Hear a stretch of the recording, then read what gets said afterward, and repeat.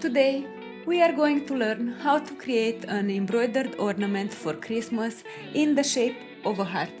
And this is part 2. The best thing about this project is that I'll create several Christmas patterns designed specifically for this shape, and you get to choose the one you like the most. Or hey, go ahead and embroider all of them. But first, let's do this one. I've already published the first video in this series where I tell you how to prep for this project, what are the supplies you need, and how to transfer the pattern onto fabric. If you haven't seen it yet, go ahead and check the first link below this video, watch that video, and then come back to this one to continue your project. I've created this Christmas ornament because I simply adore creating handmade gifts for my friends and family. Ultimately, if you are like me, this project might make you happy. Hi there, it's Stella from Why Not Stitches, and I'm here to walk you through the entire process of creating this lovely ornament from scratch, even if you are completely new to this. As you already might know, this project involves embroidery and sewing skills. Nothing fancy, but if you are new to this, you definitely need guidance. I'm very curious who's watching my videos. Are you an expert or a beginner? Drop a comment below and let me know what your level skill is. Just write the word beginner, intermediate, or advanced, and that will help me to create better content for you. What you need to know before we start is that you are watching part 2 of this Christmas ornament project, and I'm gonna teach you how to stitch every element on this pattern. All of this being said, it's time to start the embroidery process. When it comes to threads, my favorite ones are the DMC threads because I like its quality and they are quite easy to find. A complete list of all the colors of this pattern is available on my Etsy shop. I'm using a cross-stitch needle size 26 to embroider all the elements of this pattern. I like it because it has a larger eyelet, which makes threading the needle much easier. Another reason is that a cross-stitch needle has this blunt tip, which means I can avoid hurting my fingers in the process. Cut a piece of this purple red and split it in half. We are working with 3 strands of thread on almost everything in this pattern. The easiest method to thread your needle is to pinch one end of the thread between your fingers, flatten it, pull it down, and hide it almost entirely. Then take your needle and push it between your fingers while slowly releasing the thread. When you see that all the strands passed through the eyelet, release completely and pull the strands. Okay, now I'm starting with the door and the roof of this little house, and the first stitch I'm doing is the famous satin stitch. It's quite easy to work it.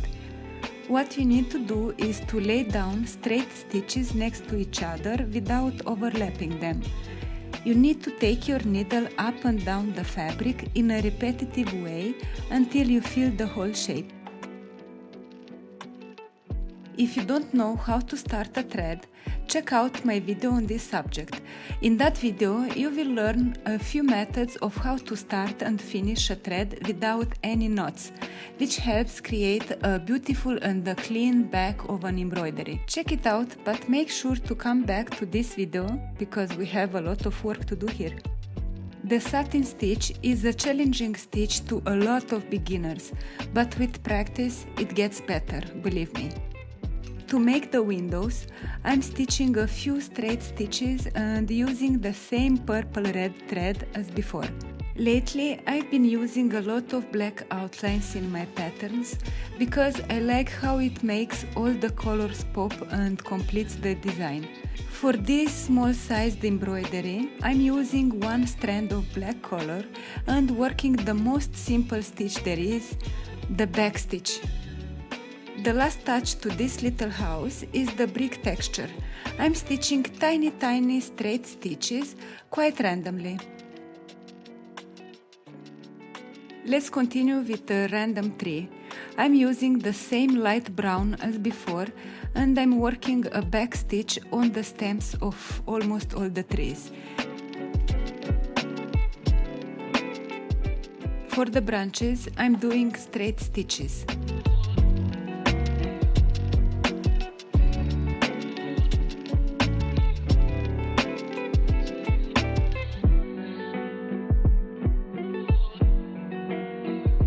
Can you see how easy it is?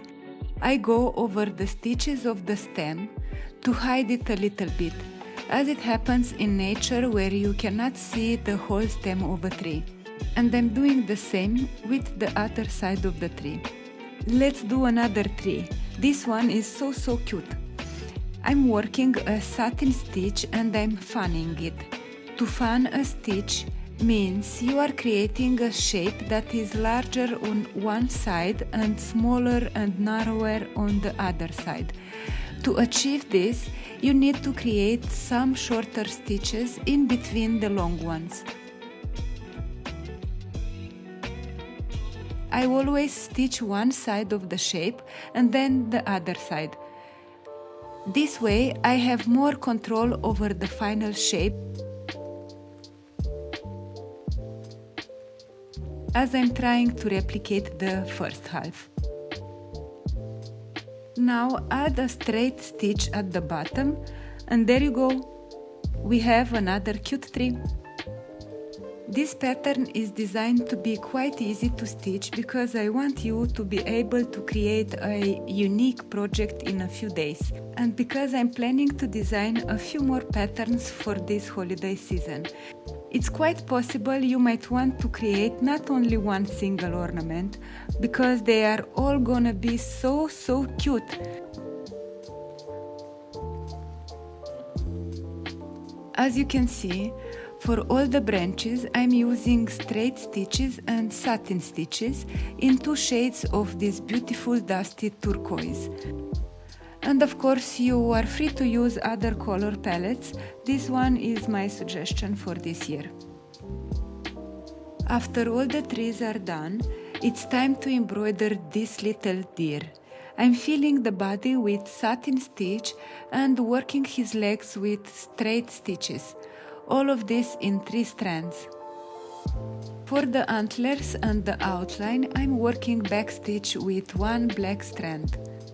I want to add some details and outlines to all the trees. It's a 30-minute job, but it gives so much depth to the whole design.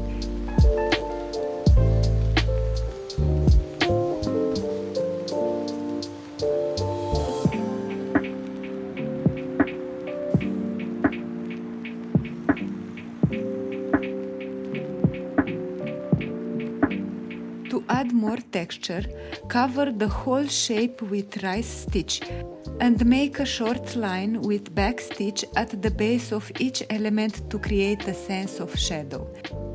Make sure to pick a color of the thread that matches the color of the fabric, or it's a little bit darker, but not too dark or not too light, because it will create too much contrast with the existing elements on this pattern.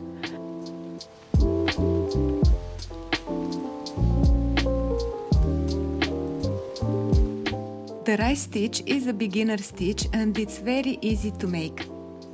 The only thing is that it takes a bit more time to fill a shape, but it's totally worth it.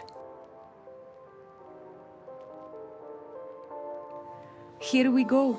This is how my embroidery looks at this point. I think it turned out pretty lovely and I can't wait to show you the next steps. Stay in touch, I'll share with you how to put together and sew this heart by hand in my next video tutorial. Until then, make sure to subscribe and hit that bell button to be the first one to know when I publish it. Thank you for staying with me till the end of this video. I love when you do that. Happy stitching and see you soon!